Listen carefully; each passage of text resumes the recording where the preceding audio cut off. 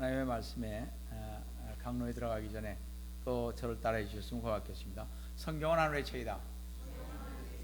그래서 성경을 가까이 하면 세상이 멀어지고 성경을 멀리하면 세상이 가까이.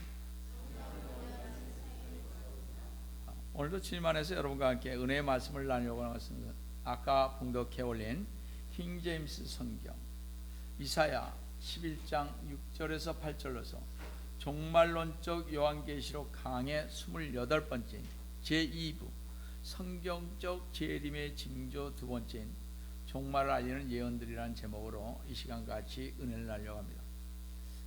이번 주 지난주부터 말씀드렸습니다만 노트를 갖고 오셔서 여러분이 머리가 천재가 아닌다 하면은 좀 적으시기 바랍니다. 남이 물어보면 적어도 대답할 수 있어야 되지 않겠습니까? 어느 정도, 그렇죠? 이게 지나가면 여러분이 언제 또 배우겠습니까? 제 설교가 주석 겸 강의 설교니까 여러분들이 이 시리즈를 잘 들으시면 여러분들에게 상당한 유익이 될 것이고 주님의 재림을 옛날 구약서부터 이렇게 정말 바라보고 왔구나 하는 것을 여러분들이 자세히 알게 될 것입니다. 최근 세계 각지에서 동서고금의 예언을 모은 책들이 많이 출판되고 있습니다. 그런데 참으로 이상한 것은 그 책들은 모두 성경을 대단히 닮아 있는 것을 알 수가 있다는 것입니다.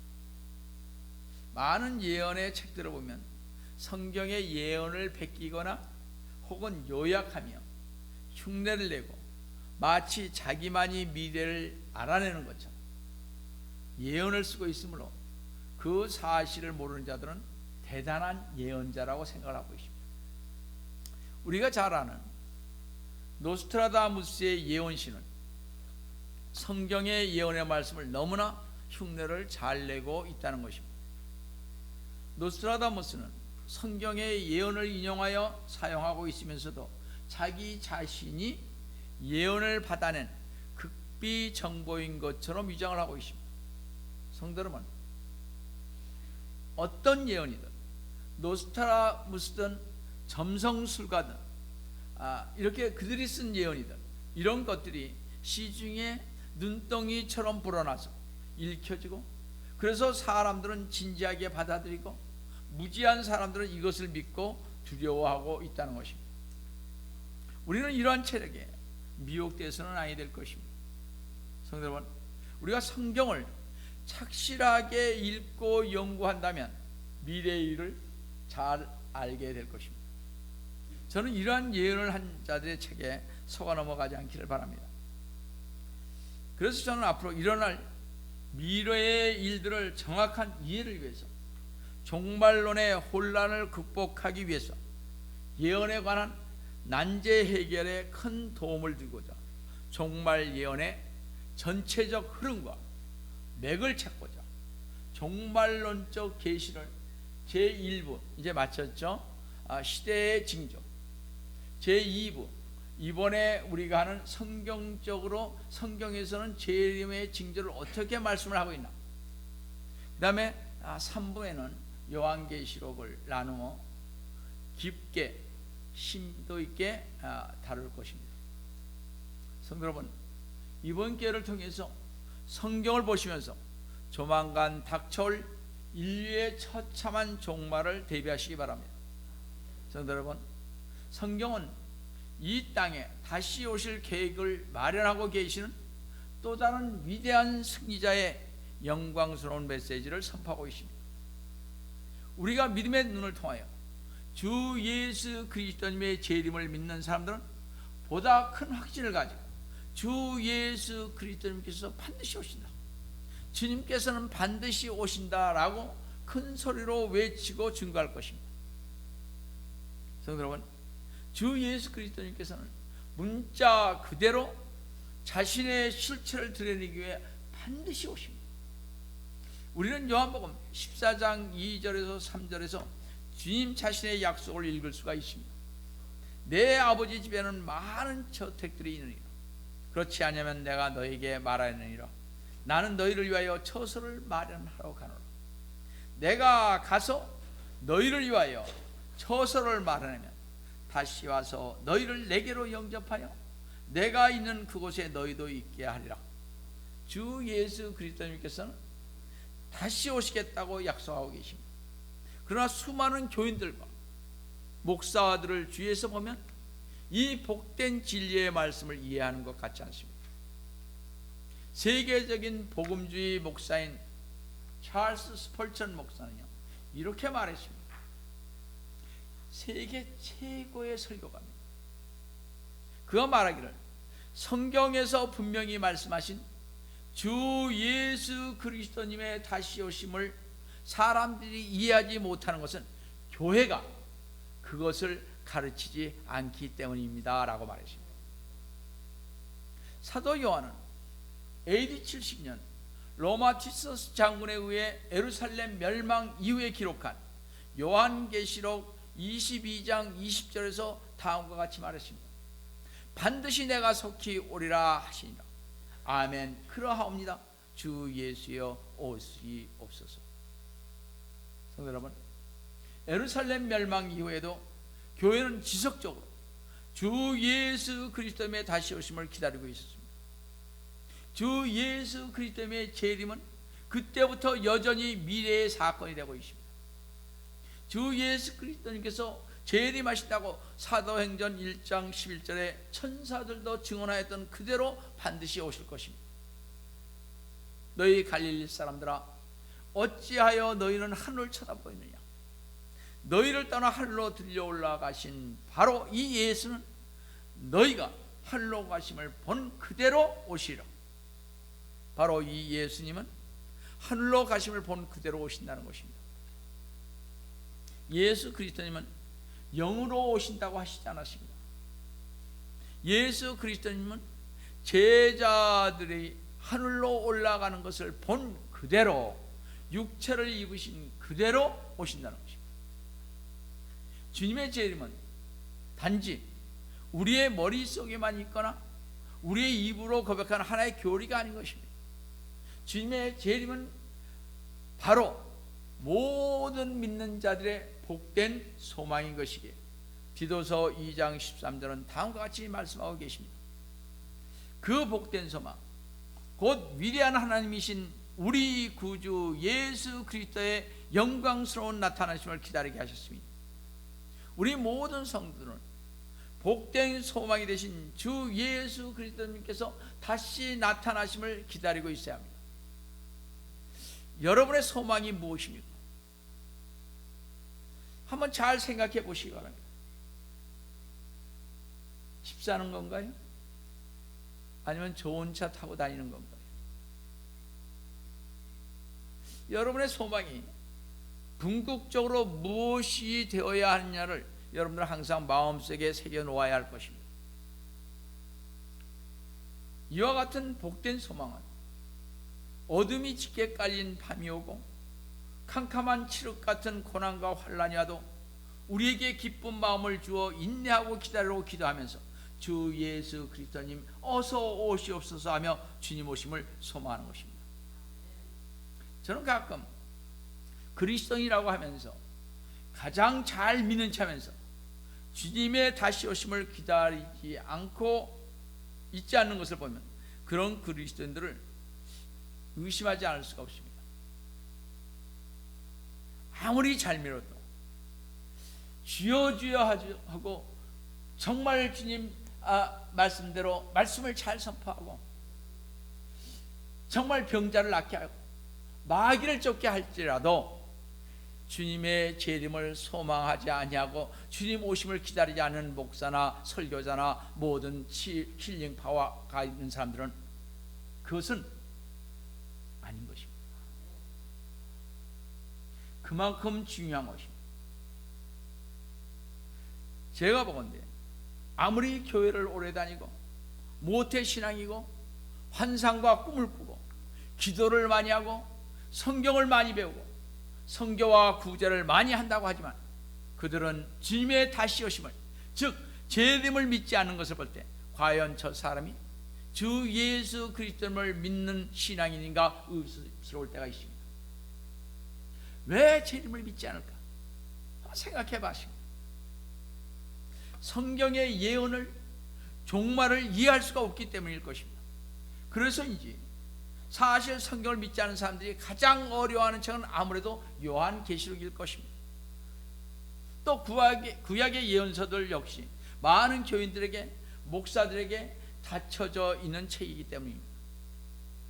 많은 사람들은 이사야가 어떠했다느니, 에레미야가 고난당해서 뭐 슬프고 뭐 울었다느니, 요나가 어떻게 불순종했다느니 하는 역사적 사건으로 이해하고 설교하고 가르치지만, 그 목사들이 예언되어 있는 내용들이 어려워서 가르치지 못하기에 성도들이 주 예수 그리스도의 재림을 이해하지 못하고 재림을 준비하지 않을 뿐만 아니라 재림의 말만 나오면 이단으로 그래서 몰고 가는 것입니다. 자기들이 모르니까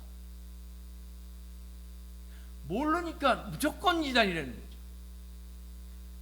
무식하고 무지하게 영적으로 눈이 가려져 있기에 예언의 말씀만 나오면 덮어버리고 이해하려고도 하지 않는 불신자와 같은 사람들이기 때문에 그렇습니다. 목사들이 구약의 예언들을 이해하지 못하는 또 하나의 이유는 구약의 예언들이 모두 신약에서 성취되었다는 잘못된 생각에 사로잡혀 있기 때문입니다. 따라서 많은 목사들은 주 예수 그리스도님께서 모든 예언의 중심이기 때문에 그분이 오심으로 모든 예언들은 성취되었고 이제는 예언을 성취하신 주님과 더불어 새로운 역사가 시작되었다는 것입니다. 그래서 그들은 무천년 혹은 후천년설을 믿는 것입니다. 우리가 알아야 할 중요한 사실은 주 예수 그리스도님께서 예언의 중심이라는 사실은 맞지만, 그렇다고 모든 예언들이 주님이 오신 초림 때에 맞춰질 수만은 없는 것입니다. 왜냐하면 성경은 분명히 재림도 말씀하시고 계시기 때문입니다. 그런데 많은 목사들은 초림과 교회에만 초점을 맞추고 있습니다. 사실 구약 성경의 예언의 대부분은 주님의 재림에 맞춰져 있습니다. 자, 그렇다면 성도 여러분, 과연 우리는 구약의 예언들을 어떻게 봐야 할 것인가? 예언이라는 분명히 미래에 대한 예언입니다. 선지자들이 말한 것들은 그 당시로부터 미래이므로 짧게는 바벨론 포로로부터 길게는 재림과 천년왕국 또 그 너머 영원 세계까지 해당된다고 할 수가 있겠습니다. 그렇다면 선지자는 때로는 포로 상황을 얘기하고 때로는 초림을 얘기하고 때로는 재림을 예언한 것이 분명합니다. 자, 그렇다면 이러한 예언의 내용들 중 주류를 이루고 있는 것은 어떤 예언인가 하는 것입니다. 바로 이것이 제가 살펴보려고 하는 문제의 핵심이며, 이것을 바로 이해해야 성경 전체를 올바르게 볼 수 있는 눈이 열리는 것입니다. 결론부터 말하자면 구약의 예언의 대부분은 주 예수 그리스도님의 재림과 그분의 왕국인 것입니다. 재림과 연관되어서 야곱의 고난의 때라 불리는 대환란과 이방인들이 연합하여 이스라엘을 대적하며 오실 주님께서 재림하실 때 온 세계에 큰 심판을 가져오실 것입니다. 그리고 이스라엘을 온전히 회복시키시어 메시아 왕국인 천년왕국을 세우시고 온 땅에 왕이 되시어 통치하신다는 것이 앞으로 우리가 살펴봐야 할 예언인 것입니다. 그러니까 잘 보세요. 여러분, 실질적으로 이런 것입니다. 성경 전체는 이런 식으로 되어 있습니다. 주님께서 오시기 전에 그리스도의 심판석이십니다. 바로 그 그리스도의 심판석, 바로 그때 휴거가 있습니다. 그죠? 그 다음에 7년이라는 대환란이 있습니다. 7년이라는 대환란 사이에 중간에 적 그리스도가 성전에 앉을 것입니다. 그죠? 그때 이방 사람들은 많은 심판을 받고 유대인들은 고난의 때를 맞이해서 엄청난 고난을 받을 것입니다. 전무후무한 고난을 유대인들은 받을 것입니다. 대환란 때. 그때 주님께서 재림하실 것입니다. 재림하시면서 이스라엘과 새 언약을 맺을 것입니다. 이때까지 구약의 언약이 아닌 새 언약을 맺고 나서 그 다음에 뭐 하실 것입니까? 천년 왕국에서 주님께서 왕으로 계실 것입니다. 근데 바로 7년 대환란 때, 그때 어떤 일이 있느냐? 3차 세계대전이 일어날 것이고 4차 세계대전, 아마겟돈 전쟁이 일어날 것입니다. 천년왕국 때는 마지막 사탄이 나와서 미혹시켜서 마지막 싸움이 있을 것인데, 그것이 5차 세계대전이 되고, 그 다음에 백보자 심판에서 믿지 않는 자들은 심판을 받게 될 것입니다. 그리고 우리는 영원한 세계에서 주님과 살게 될 것이고, 나머지 지옥은, 이 지구는 없어지고 바로 지옥은 불못으로 다 옮기게 될 것입니다. 이것이 우리가 얘기하는 내용인 것입니다. 간단하게 재림에 관한 예언들 가운데 예를 들면 시편 45편 5절에서 6절을 보시면, 왕의 화살은 날카로워 왕의 원수들의 심장을 뚫으리니 백성이 왕 아래 엎드려지나이다. 오 하나님이여, 주의 보좌는 영원 무궁하며 주의 왕국의 홀은 의로운 홀이니까. 주님의 왕국은 의로운 가운데 영원할 것입니다. 이때 주님의 왕국을 영적 왕국이라 말하면 안 되는 것은, 여기서 제시된 주님의 보좌는 다윗의 보좌라고 하는 이스라엘의 보좌이기 때문에 그렇습니다. 그래서 성경을 보실 때 여러분 잘 보셔야 됩니다. 이 왕국이 실질적인 왕국이냐? 근데 많은 사람이 영적 왕국으로 자꾸 얘기하는데, 그렇게 얘기하면 아니 되는 것입니다. 왜냐하면 사무엘 7장 16절에서도 하나님께서는 선지자 나단의 입을 통해 다윗에게 내 집과 내 왕국이 내 앞에서 영원히 세워지리라, 내 보좌가 영원히 세워지리라고 하신 말씀은 히브리서 1장 8절에서 인용하시면서 주 예수 그리스도님께서 천국에서 보좌에 앉으실 것을 말씀하시고 계시지 않습니까? 천국의 보좌를 얘기하는 것입니다. 또 우리가 많이 인용하고 좋아하는 구절이 시편 24편 7절 8절 한번 잘 보세요. 너희 문들아, 너희 머리를 들라, 너희 영원한 문들아, 너희는 들려 올려질지라, 그리하면 영광의 왕께서 들어오시라. 8절에 이 영광의 왕이 누구신가? 강하고 능력이신 주시며 정쟁의 능력이신 주시라고 말하니, 주 예수 그리스도님께서 재림하실 때 영광의 왕으로 예루살렘에 입성하신다는 예언인 것입니다. 주 예수 그리스도님께서는 초림 때에도 나귀를 타시고 예루살렘에 입성한 바 있지만, 그때는 분명히 영광의 왕의 모습도 아니셨고 전쟁의 능력 있으신 주님의 모습도 아니셨습니다. 예수님은 죄인으로 처형되었습니다. 따라서 이 예언은 재림 때에는 계시록 19장 11절에서 16절에 무서운 용모로 임하시는 만왕의 왕, 만주의 주로 묘사한 것입니다. 사실 예수 그리스도님께서 전쟁으로 임하시는 승리의 왕이라는 사실은 아마겟돈에 대한 예언에서 더 분명히 되어집니다. 성경은 사사기라고 하는 재판관기 5장 19절에서 20절에서 두보라와 바락이 가나안 왕 야빈과 시스라를 물리친 후에 찬양을 드리는 가운데 이런 예언을 했습니다. 왕들이 와서 싸웠으니 그때 가나안 왕들이 무기또의 물가 타낙에서 싸웠으나 돈을 얻지 못하였다. 여기서 무기또는 다른 이름으로 계시록 16장 16절에 아마겟돈입니다. 무기또가요. 자, 20절에 그들이 하늘로부터 싸웠으니 그들의 길에서 별들이 시스라와 싸웠도다 그랬습니다. 성경에서 보듯이 당시의 전쟁은 하늘의 전쟁도 아니었고 별들이 싸우지도 않았습니다. 따라서 참고로 제가 좀 말씀드리고 싶은 것은, 별들은 천사들을 여기서 의미합니다. 따라서 하늘에서 싸우고 별들이 싸웠다고 묘사한 것은 하나의 예언으로서 미래에 있을 전쟁, 즉 하늘의 군사들이 사탄과 싸울 전쟁을 이러한 언어로 예언한 것입니다.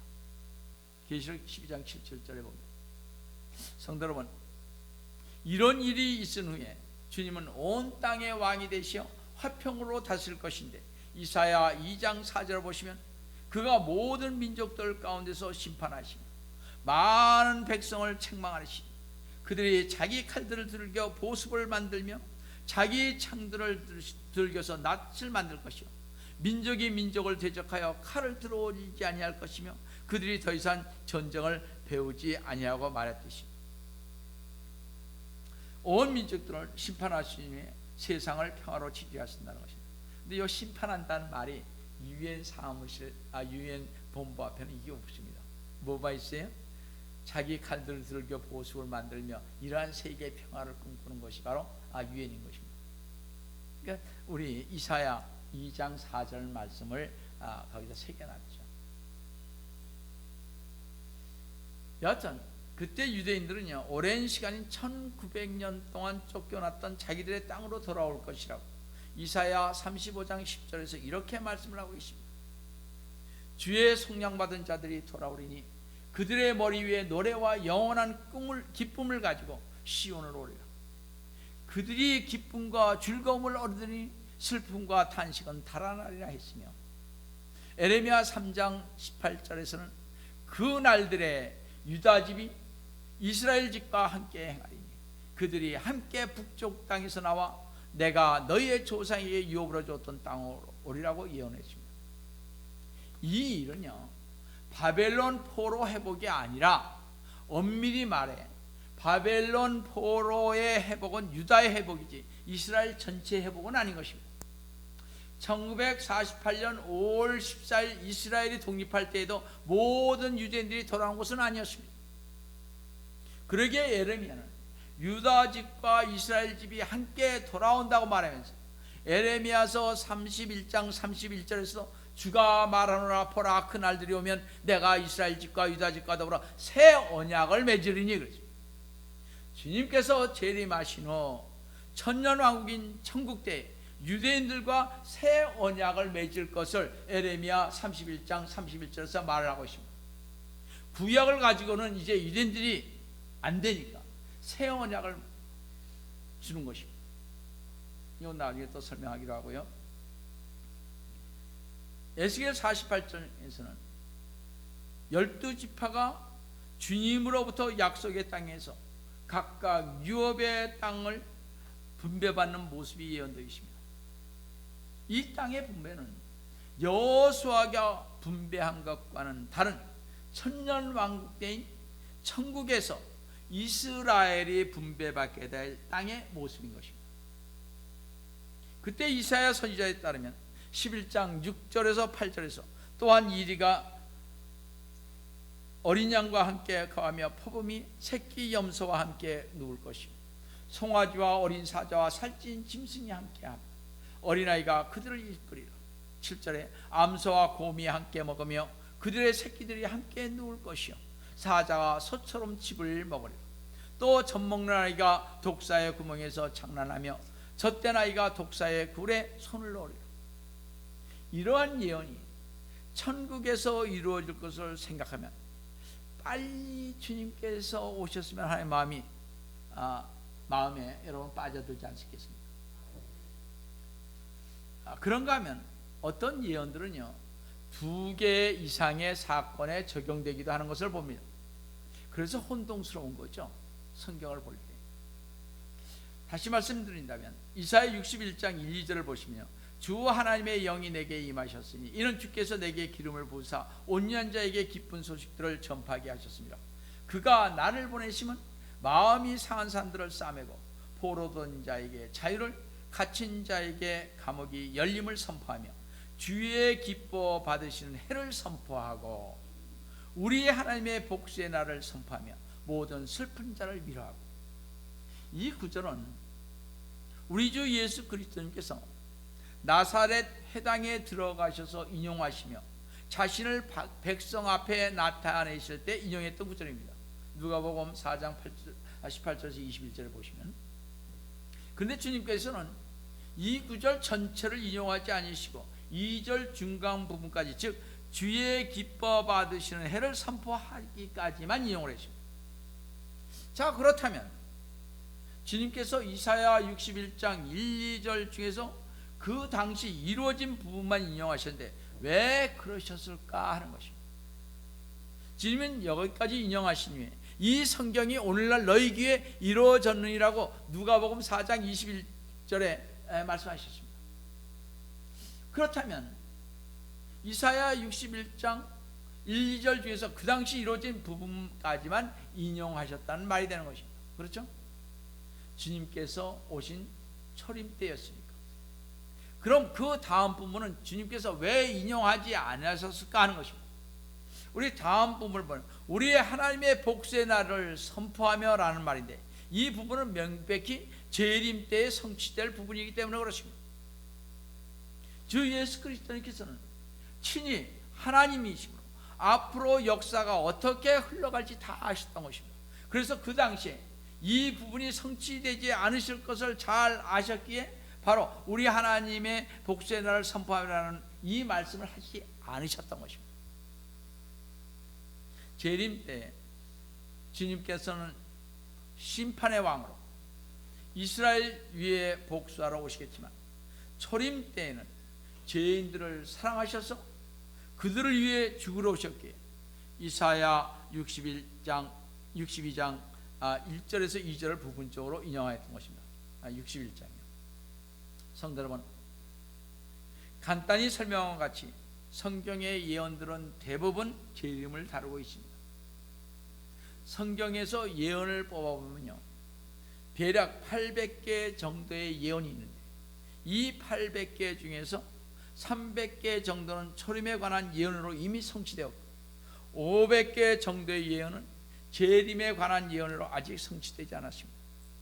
그래서 성도 여러분, 성경의 대부분의 예언들이 주 예수 그리스도님의 재림에 초점이 맞춰져 있다는 결론을 얻을 수가 있는 것입니다. 또한 초림 때 성취된 예언들은 모두 문자적으로 성취되었다는 사실을 생각해 볼 때, 앞으로 성취될 재림의 예언들도 모두 문자적으로 정확히 성취된다는 사실을 알 수가 있습니다. 따라서 성도 여러분, 성경을 읽고 배운다고 하면서 성경의 예언을 올바로 공부하지 않는 것은 얼마나 잘못되고 어리석고 무식한가를 알 수가 있는 것입니다.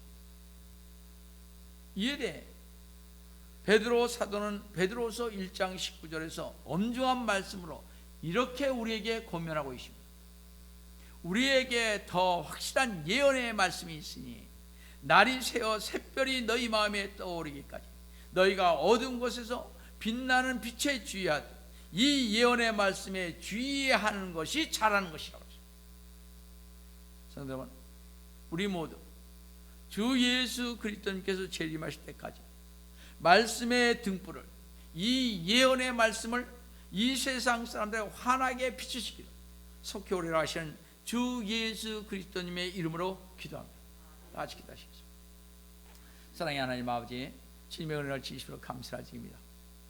주님께서 오시마 약속하신 그 말씀을 기다리며 어서 오시옵소서 기다리며 가는 우리 성도들 주님께서 함께하여 주시고, 주님 말씀을 읽을 때마다 주님의 재림을 말씀 속에서 영적 눈이 열려서 보일 수 있도록, 깨달을 수 있도록 우리 주님께서 도와주시옵기를 원합니다.